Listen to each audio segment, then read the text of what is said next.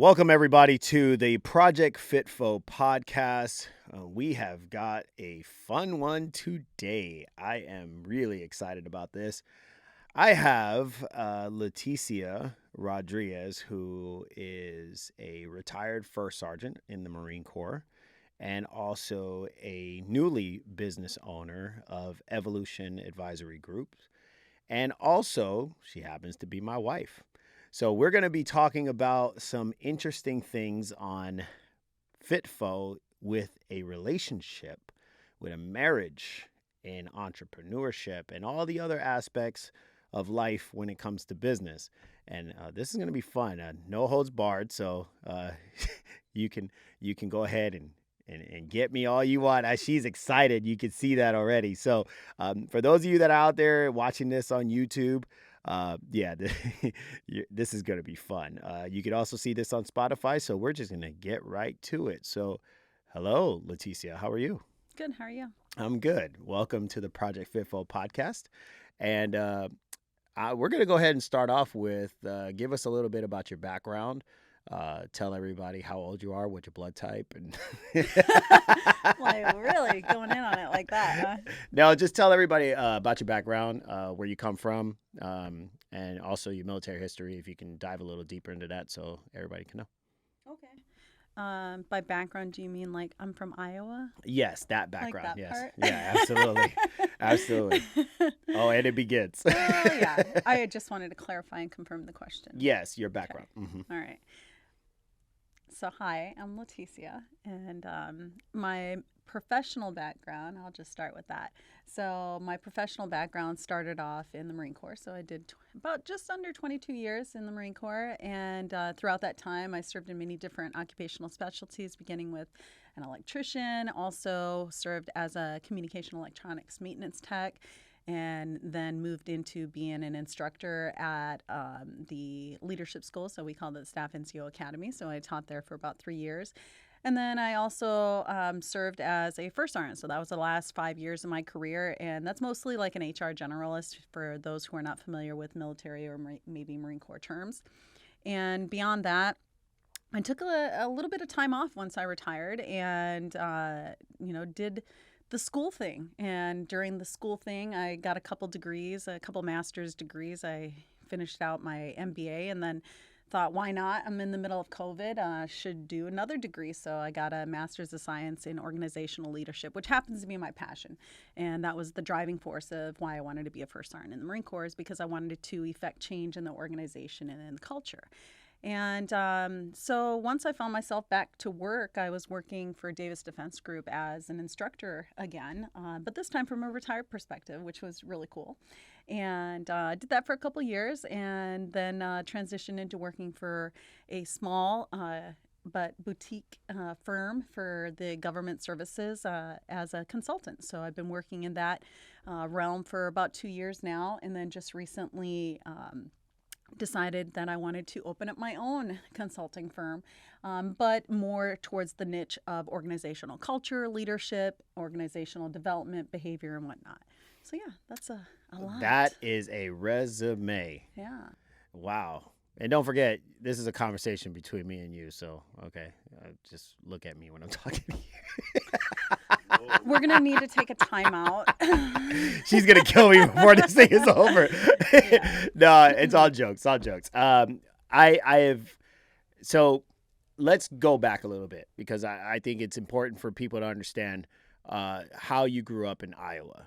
And this is, in the Project FitFo podcast, we really like to dive deep into how you figure it the F out in all aspects, mostly business, but we do want to touch on personal because I believe, knowing you, that a lot of the personal things that have happened to you in the past, in your growing up stages and things like that, really led into how great of a leader, how great of a businesswoman you are. So if you could speak on, your growing up, how you grew up, and just all that from Iowa into going into the Marine Corps.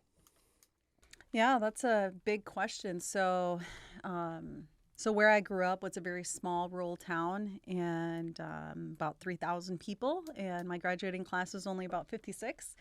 And I think I was the only brown person there, right? And so that changes things. And I say that because I grew up in a community that diversity was not the thing. And it was not just because of that, but because my world was so sheltered. I wondered what was going to happen. What was going to come of me. What am I going to do? We didn't have the finances for me to go to college. That wasn't in the cards. There's 5 kids, and why would I have any portion go for that? So that's where it kind of took me into looking at the Marine Corps. And Now, so I don't mean to interrupt you, but what is your background? What's your actual nationality? So my mom is German and my dad was Mexican, and he migrated up from Texas to Iowa, and that's how I came around. Oh, Yeah. okay. Okay, so now going into the Marine Corps aspect. So you definitely dealt with, I'm sure, in Iowa, you dealt with some issues of, like you said, you're the only brown person for miles and miles and miles. If you've been to Lake Mills, Iowa, there's no cell service on the way there. It's So getting a little better. They got towers up now. how many street lights do they have? We don't have any. You have no street lights. Okay, so it's literally a stop sign. But it's a small town. Mhm. It's a small town. And you probably dealt with a lot dealing with, maybe some stereotypes or even, being shunned because you're, of Mexican descent. How did that, lead into your next move, which was to go into the military? So I think that, in all honesty, it wasn't until probably my maybe mid 30s that I really even started reflecting on how my adolescence and teenage life and my young adult life, how that really shaped things later on. At the time, you don't know it. If you're in a situation, you don't really know what you're dealing with, because if you're the only one dealing with it, or you think you're the only one dealing with things like stereotypes, racism, things like that, you don't know any better. It just is what it is. So when I would hear comments like, run for the border and where's your green card, I had no idea even what that meant. I had no idea. And it wasn't because I was unintelligent. That was not the thing. It's just I didn't know what that meant, and that it was, talking about racism and, stereotypes and things like that. I thought that maybe, the reason why I was not, good enough, so to speak. I was maybe not trying hard enough, whether it was in sports and maybe I was being marginalized, or whether it was in school and I felt like, man, I guess I just need to try harder because my efforts aren't, good enough. And so when it came to joining the Marine Corps, that was actually quite scary. It was not my idea. It was my friend Jackie's fault. No. Shout out to Jackie. She said, hey, let's go talk to the recruiter. And I'm like, I'm not joining the Army. And she's like, no, it's the Marine Corps. It's different. And I thought I had all the answers. Talked to the recruiter, and the recruiter's, giving me all this information. And he put me in a position where, in all the questions about what my future was going to entail, I had 0 answers. And it was one of the first times I felt not smart. And that led me to looking at, well, what am I going to do? And is the military an option? And so I looked at all the branches. And because of, kind of just my experience, I didn't have a lot of confidence in myself in high school, middle school, whatnot. The idea of joining the Marine Corps, of the most elite branch in the service, like, you got to be kidding me. I'm not going to make it. I'm not going to make it. But it was the one that aligned the most with my values because of working hard, having, I'll say the pride of belonging. And really, honestly, it felt like it would be the first time in my life that if I worked hard at something, I might be able to be rewarded for that or see the fruits of my, effort. Mm-hmm. And so I decided I'm going to join the Marine Corps, and, I'm going to join the military. I need a college education. I knew that was the way of the future.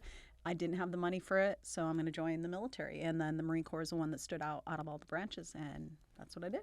And you successfully made it through recruit training. You went there, and then you were a reservist at first, actually. So you went back to Iowa, was going to college while doing reserve time as well. And then you came to a kind of a point in your, maybe I think it was a year and a half later, where you were like, I need to do this full time. You found yourself not really engaged in college. You were having a good time, partying and things of that nature, right? Oh, it was right? so fun. Yeah. As typical college kids, right? But then you came to a crossroads. Yeah. So can you talk about that? Yeah, I think I am a quite decisive person and analytical, as you have come to You don't understand. say. And I found myself after about, actually, it was only about one full semester of college, two full semesters. So after a year of college, I found myself just sitting there thinking, like, what am I doing? I'm going to this school, I'm going to these classes. College was easy for me. Academics has never been a difficult thing for me. Honestly, I never really felt challenged until I got to the grad level. And even at that point, it was just like, oh, this is finally, okay, this is interesting for me.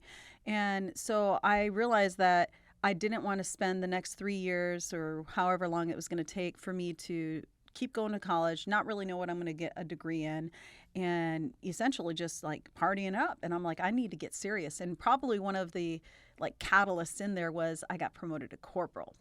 So it was a big deal. I was a big deal. I was a corporal. And so in my part-time life as a Marine, here I'm, a corporal and NCO and, really big deal. But then the civilian life, I was wilding out and I was not kind of living maybe a consistent life, and I just didn't like that. And so I'm like, you know what, I'm going to go ahead and I'm going to look at what can I do to get active duty and to be full-time, because I need to be serious about my career and where I'm going. And college is always going to be there. I'll circle back to it eventually. But You'll figure it out. Yeah. Yeah, exactly. So now you pick up corporal, you go active duty, and you got stationed in North Carolina. And being in North Carolina, I know that you were part of an artillery unit, which is predominantly male. Right? Yeah, at that time it was the only artillery regiment that had any females. So this kind of leads into what has made you kind of a very strong leader as well, is because you had some issues there dealing with that first unit. Can you speak on that for everybody to, hear? Yeah, sure. So getting active duty was like my dream come true, and I was so excited. I get there to 10th Marine Regiment, super excited. And anyhow, I get there, I start work, and it probably was only maybe about 6 months, if that, before it became obvious that there was a senior leader that was trying to kind of pull me aside, and in my mind, I had this idea that the Marine Corps was nothing but, just perfect. Nobody does anything wrong. We're the best of the best, and everybody has honor, courage, commitment. And to have this leader, the top leader in that company, be trying to for lack of a better term, get at me. I'm like, I'm a corporal. You got way too many stripes and rockers for me. What's going on? Yeah. And at first I questioned, like, am I misreading this? And so I talked to a good friend of mine. I said, hey, I don't know what's going on. This is what I think. What do you think? And he said, stay away from that guy. There's been plenty of rumors going around. You just want to stay away from him. And I tried to do that. I just tried to lay low. And I laid low for a long time until I had a junior Marine come to me. They didn't actually try to come to me. I walked in the bathroom and they were just having a complete emotional breakdown and they were just going nuts. And I asked what was going on, and she had told me, hey, I'm supposed to meet this guy at this hotel. And it was the same person, that tried to, come at me. Mm-hmm. And I felt at a point where I don't know what to do, because the right thing to do is to report and to get this person help. But I already knew that is not the way it was going to go down. And just to really just kind of long story short, I did the right thing. But I went to an outside entity. I had friends within an adjacent unit, and I said, I can't report this in-house. I got to report it from outside. Being a whistleblower on somebody of that high rank was not good at that time. And so that was kind of the start of a knot. It was like a nosedive. I had regretted ever even coming in active duty. And I was like, where do I get the drugs? that's how small town Iowa I am. I'm like, where do I get the drugs? I think you just woke up our media guys. They literally both looked up and were like, whoa. Yeah, I was like, I need out of this place. I need out. But Yeah, you know, it was Hey, just ladies and gentlemen, I want you to know this is real talk right here. If you thought you were gonna get some fluff, this is real talk right here. I love it. Okay, go ahead. Yeah, but I ended up having to, FitFo, right? Uh-huh. But it was partly because I had a new leader come in, kind of saw the dynamics of what was going on. But it was 2 years of hell, 2 years of hell for being So a you were whistleblower. held some sort of accountable for being Yeah, the whistleblower for doing the right thing. yeah, And then yeah. and it's important for everybody to understand because this isn't just about women. It's also about even men too who try to do the right thing. But women and definitely in the military, as from what I've saw with you, and have a very big ladder that is unnecessary to climb. And I think it's lack of better words, it's just ridiculous. So, but this is the whole thing about figure it the F out that I love is because you didn't quit. You wanted to. Couldn't find the drugs. No, Couldn't just find the kidding. drugs. But something made you say, no, maybe if I go to another duty station, maybe if I go somewhere else, I'm going to figure this out and things will be better. So let's fast forward because I mean, you Hmm. had a long, illustrious career, a great one. But let's go to the part where I would say you really started to flourish, which was at the Staff NCO Academy, where you were now an instructor. You taught in 3 different levels, which is a phenomenal thing. You also were the instructor of the year for one of those years as well. And talk to everybody about how that particular time really led into you being who you are today.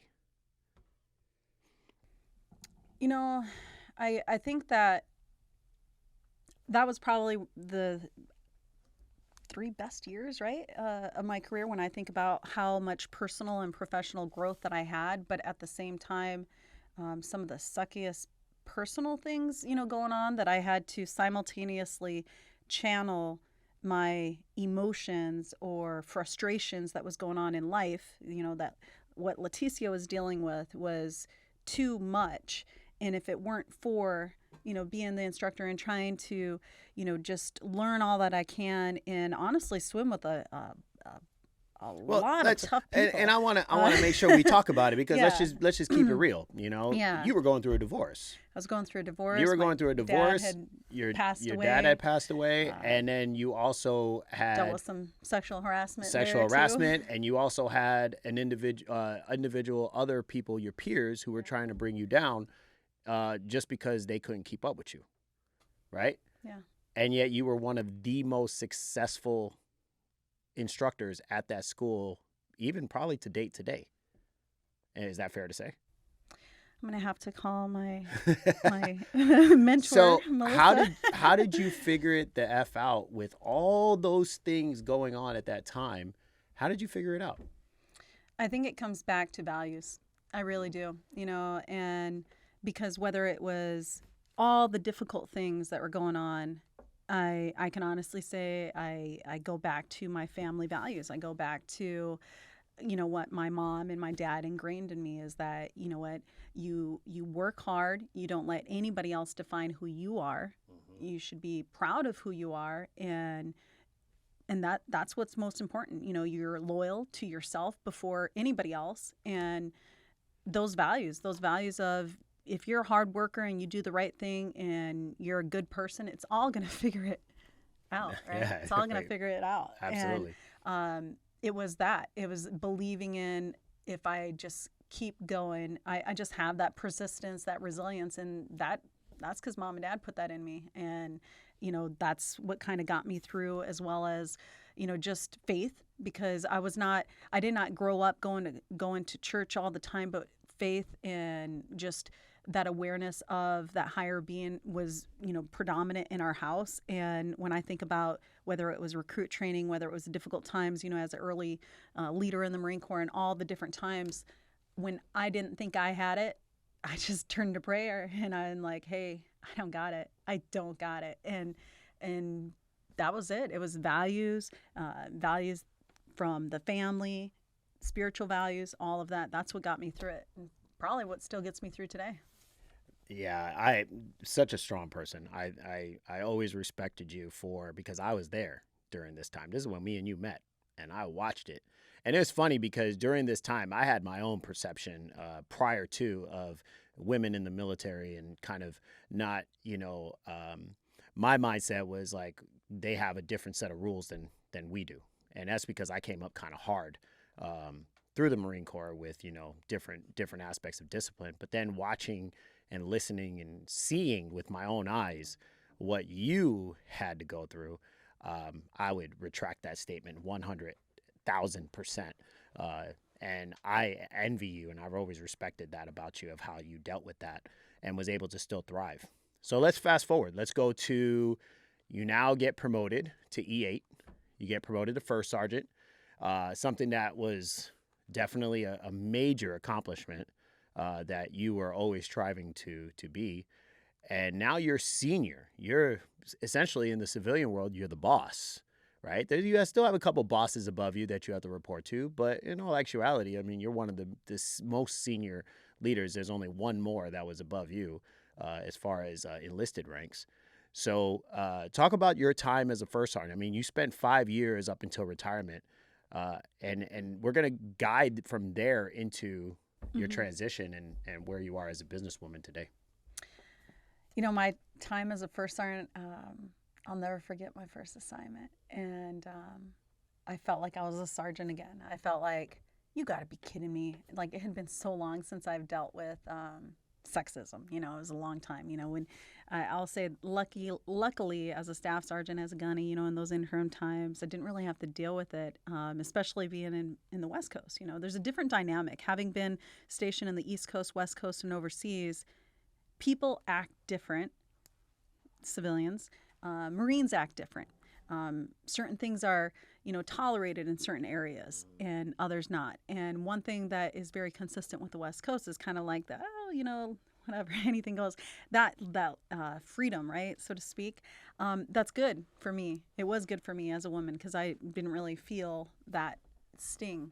And then here I get to my first unit, happened to be overseas, and it felt like I went right back to square one. I felt like that little sergeant. I think I've told you this one time, is that when I'm feeling my most vulnerable, I equate it to feeling like I'm just that little Mexican girl again in Iowa, in Lake Mills. And it's very just like, almost like you want to hide. And I remember coming home and being so upset because I knew that by me standing up for myself after 6 months of unprofessionalism from this leader and going to him and saying, hey, look, what's going on? We need to work together. Having to deal with some retribution after that, I knew that it was not okay. But the alternative I had was what? So I ended up being reassigned, right, to a different unit. And it happened to be a bad unit, supposedly, right? You're going to this place nobody wanted to work. And so I said, okay, well, I called one of my oldest mentors and I'm like, Rick, what do I do? And he said, you know what, Latecia, you just go there, you hold your head high, and you show them all they're wrong. The best thing you can do to prove your haters wrong is to just do well and succeed. So I did that. But I will say that I was reminded of why I wanted to be a first sergeant. And that was because all of those times that I had been wronged, all of those times that I saw people to my left and right that were either maybe glorified and they probably shouldn't have been, or, not recognized and they should have been. People who couldn't stand up for themselves, or nobody was standing up for them, or nobody was recognizing them. I'm like, oh, yay, I get to do this. This is what I signed up for. Mm-hmm. And it was that understanding. And so from that moment, for the rest of my 5 years, I looked at it as, this is my opportunity to do exactly what I said I wanted to do way long time ago when I said I want to be a first sergeant. I want to make sure that whether it's righting the right, righting the wrong, whatever the case may be, that I will uphold the values of not only the institution, but make sure that I can look at myself in the mirror and know that what I am affecting is for the right reasons, that I'm not emotional in the case. I'm not ego-driven in that case. And so I loved the 5 years I spent, as a first sergeant. It was great. It was so great that, what was it, at my 4-year mark, that was when I knew that I was going to be coming up in zone for Sergeant Major, and I had to make that decision. Do I retire or do I get that and star? then you were What do watching I me. do? You were watching me go to, because I had already retired, and Yeah. you were getting the phone calls on a Tuesday at 10 o'clock, expressing how Yeah. upset I was that they messed up my order on French toast at Broken Yoke. And I never got that experience because of COVID. They shut everything down. I didn't get that when I retired. so we're gonna fast forward. Yeah. We're gonna go to, you retired now. Uh-huh. Now it's transition time. Yeah. So speak on your transition. You went straight into COVID because you retired November 1st, October 31st of 2019. And then COVID happened, of course, 6 months later. So talk about your experience with your transition. So I knew that when I transitioned, that there's a good chance that I would really have to just decompose, so to speak. And I took about 6 months to really start going through that process. And what that meant was I didn't do anything but go to school, right? Go to school. And I was like this kind of stay-at-home momish, right? I became an Insta mom full time. That was not in the. I think we need to That go ahead and stop the camera. We're going to stop the camera on that note. So we had to take a small break just so that way we didn't kill each other over here.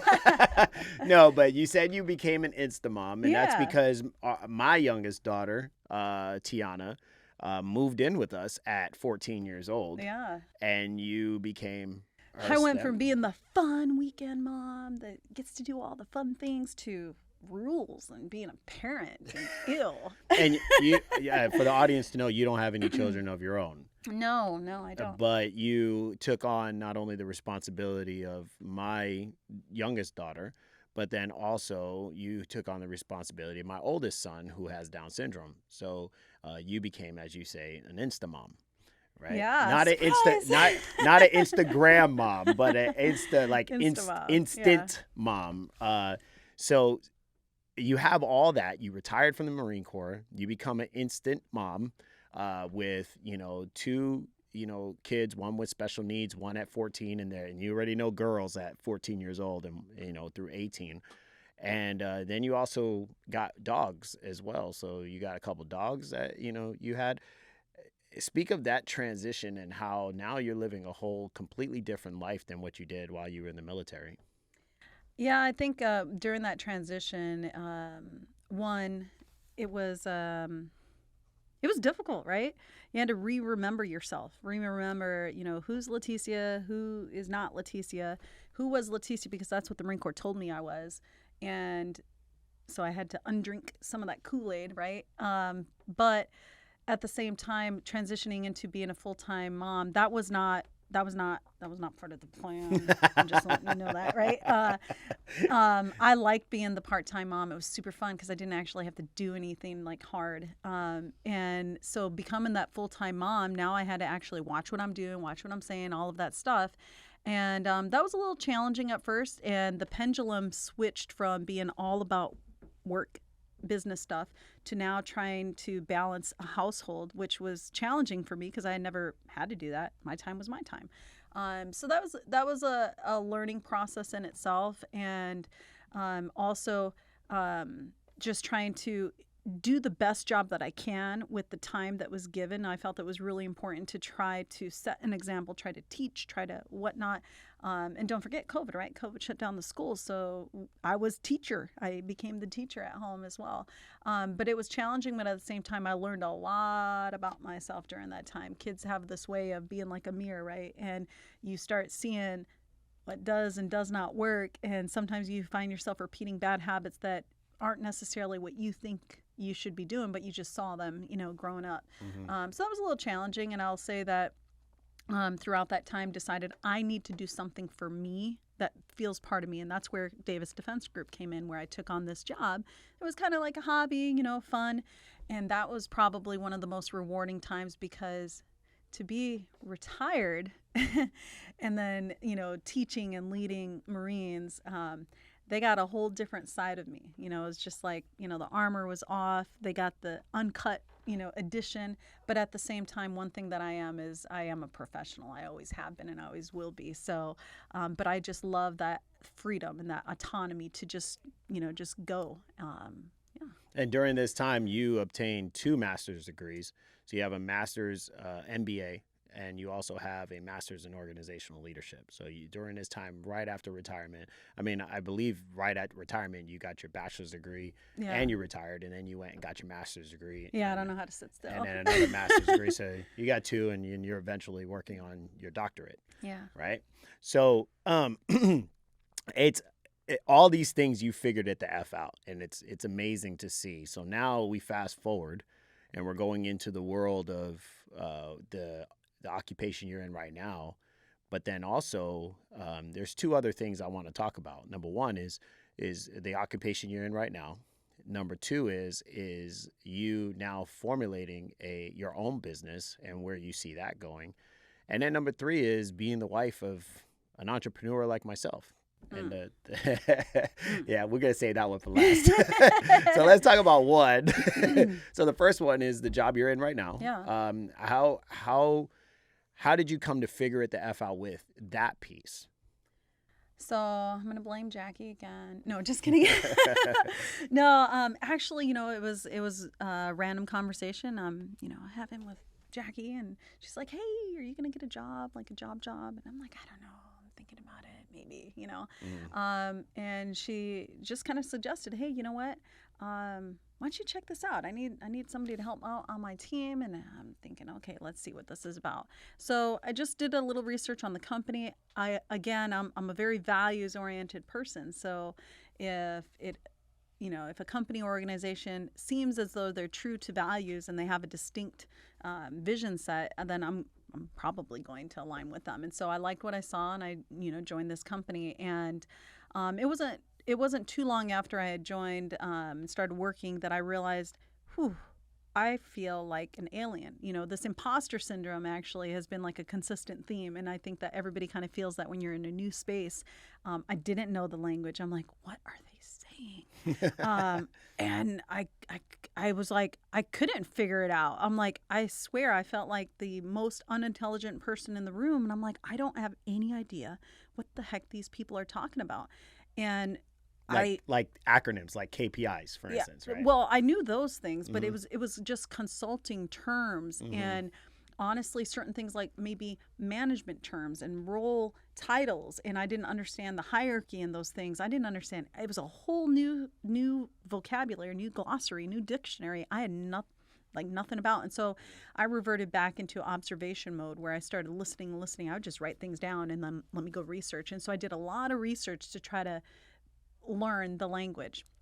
And I will say that what I've learned in 2 years in this realm and in this role is that I can honestly say that when someone leaves the military, I thought I had it together. I went through 3 or 4 times of this transition seminar. I went through a business executive seminar. I went through all these things to prep. I'm ready to go, right?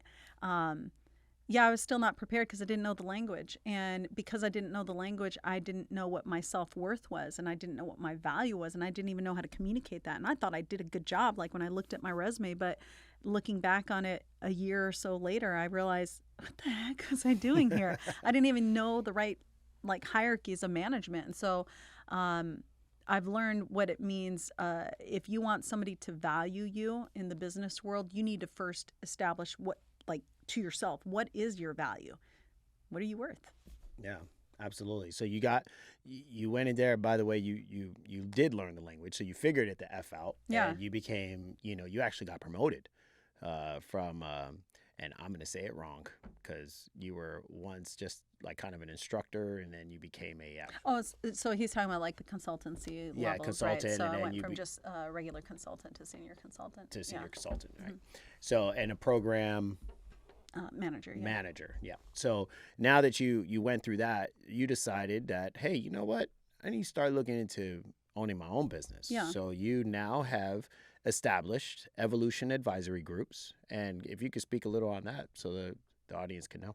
Yeah. So I said one time, I'm never going to be an entrepreneur. Ew.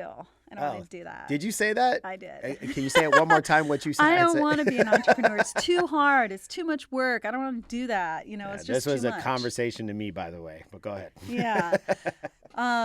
And I think because many different reasons, but part of it is that I didn't know what would I do? Like, what was my business going to be? Is it going to be in pink cups? You know, I love dogs.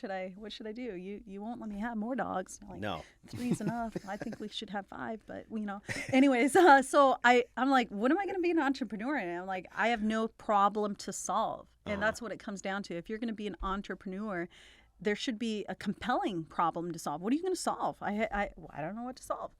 And what was really crazy is that some of the struggles that I was having in my transition from, you know, the Marine Corps into, you know, civilian business sector was because I didn't know the language, right?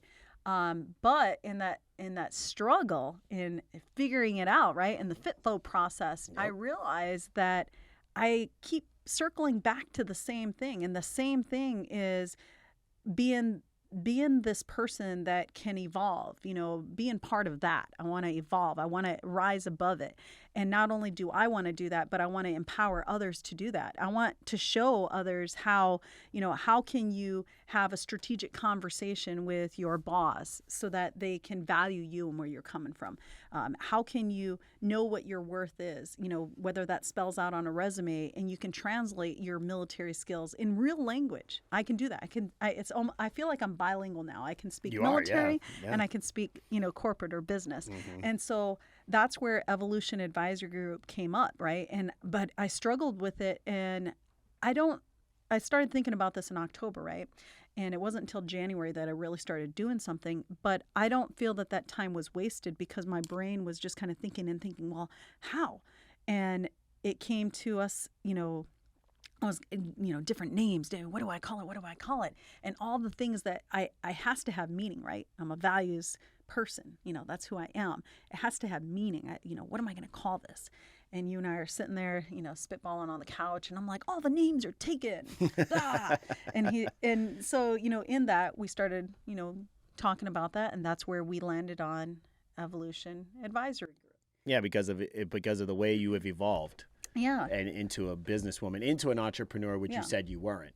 Right. So, which was real cool. And then being able to advise people and groups is because obviously you are going to have, you know, potentially more teams across the United States that would be able to do this as we grow and we scale. Phenomenal story, by the way. I love listening to your story over and over and over again. It's one of the reasons why I love you so much. Yeah. Aww. Can I get an aw button on there? Is there an aw button? There's no aw button on there. There we go. Okay. I got the media team saying aw. So now let's talk about, to wrap this up, being the wife of somebody like myself who has many serial entrepreneurs. Yes, a serial entrepreneur, sometimes a madman, as some would say. How's that been? Because I know, listen, the reason why I bring that up, and one of the, I think to cap this out, one of the biggest things that the listeners need to know is there's a lot of people that struggle through marriage when it comes to, I want the rawness. I want you to describe for real, the real stuff that goes on between me and you up until today, and how we've grown from the beginning portion of this. So I'll let you go ahead and. Well, so anybody who knows Marc knows that Marc doesn't just do a little thing. It's like big things. So like when we moved back from Okinawa, it's like we're moving back from Okinawa, and in a matter of a month, we're going to buy a house and we're going to get married, and then the kids are going to come move in. And I'm like, what the heck? This guy's crazy, right? That all happened, by the way. In a month. In one month. In 1 month. We're going to buy 2 cars. Yeah. Yeah. We bought 2 cars, bought a house, got married. We had an actual wedding and everything. And we planned everything from overseas, from Okinawa, Japan. That's crazy. Yeah. So, we planned we did it. And it was a nice wedding at that, too. It wasn't no put together, like, you know, crazy stuff. It was really nice. But I always look at the level of our capabilities is high. And so I think we can make anything happen. But go ahead. I don't want to cut you off. So it's hard. It's challenging. And I think that in the last, you know, I like to think of themes, right? in the last year and 7 months since we've been here in this state, right? And even before that, right? I think it really comes down to truth. You have to be honest. And when things are hard, if you pretend that they're not hard, you're just fooling yourself and everybody else, and it's not going to get you anywhere. It's hard and it's challenging. And why is it hard and challenging? It's hard and challenging when our communication is not in sync. Um, Although I used to clown you about your whiteboards, let's whiteboard it all. Oh God, not again. Oh, I My remember. team is Yeah. laughing right now because they're like, Oh, "Oh God, you got the whiteboards I too?" have the whiteboard Yes, out. visual Visual, aids. yes. Yes, Or the calendar. Oh my gosh, another great visual aid. I tell you what, you got this big old calendar and we're writing it all down. But those systems work. And so I think that it's been challenging and it's been hard. And, but, the truth of the matter is that I became a full-time instant mom, right, to an adult with special needs 2 years ago. That was not part of Laticia's plan. And I don't say that to be mean, but it's the truth. I really did think that their moms would always want to be full-time mom, and Latecia had the easy way. I just got to be the fun-time mom. Every So, stepmom out there is like, yes, girl, yes, girl. yeah. So, that added another layer because you being away doing all the entrepreneur things, it became overwhelming for me because I'm like, I'm one person. I can't do it all. I quit. Like I really, really wanted to quit many, many, many times. And I think that part of figuring it out, right? FitFo, was okay. Well, how I am not a victim of circumstance. I refuse to, buy into that notion. Yeah. So what can I do to alleviate? What can I do? What are some things to put in place? And, part of that was setting up the different programs, getting, DeAndre into the different, just, he needs friends. He's got more friends than I do, even right now. Hey, I found the kid some friends. He's got friends. He's got social things. He's got recreation. And that's what I did. I put myself into all of that. But part of that process in being here as an entrepreneur's wife is I have learned the balance of maybe flexibility, right? Because some of the ideas that you come up with, it's not going to be like an A and B, connection, because you might think, hey, this is the direction I want to go in, but things may change, things may develop. And I remember at one time I'm like, how big is this going to get? How far is this going to go? And I said, as far as I can get it. And I'm like, oh, heck no. Yep. Packing. You know what? I'm going to Mexico. I'm going on vacation. But I think that how I've dealt with that, there's been times where I've struggled, and there's been times where part of the figuring it out is really putting things in place. And the one thing that I did not do well at, that I was horrible at, is I put myself last. And because I put myself last, I had a lot of resentment for, my life, my circumstances. And that to me was not helping a lot, and it took me taking the time to, step back and take accountability for that perspective. Okay, then what can I do about this? Because, again, I'm not helpless. What can I do? Let's put some things in place. And part of that was saying, hey, you know what, Mark? These are your duties. These are your responsibilities. Let's divide and conquer. Yeah. I think that communication in marriage is definitely the key, especially dealing with the lifestyle we live. Yeah. Every day is a challenge, whether it's with DeAndre, whether it's in business, whether it's, even the kids that are not here right now. I got a new dog. And that's how I dealt with being an entrepreneur. Yeah, she did. We got 3 dogs at the house, and, those are her babies, and my babies too. But I will say that through this all, it's important that, what you had said, I mean, gosh, you talked about going back to your childhood, growing up, the little Mexican girl in Iowa, going and joining the Marine Corps, dealing with sexual harassment, dealing with, the haters, dealing with being a whistleblower, gosh, you've dealt with a lot, and you've literally figured it out the whole way. And you are very successful in what you've done, and very accomplished as well. I mean, having 2 master's degrees, and being an accomplished stepmom, I would say, because there's a lot of people out there that they quit, and you've never quit, and those kids absolutely adore you as if you were their own mother. So kudos and shout out to you. Much respect, big time. So if you could give advice to anybody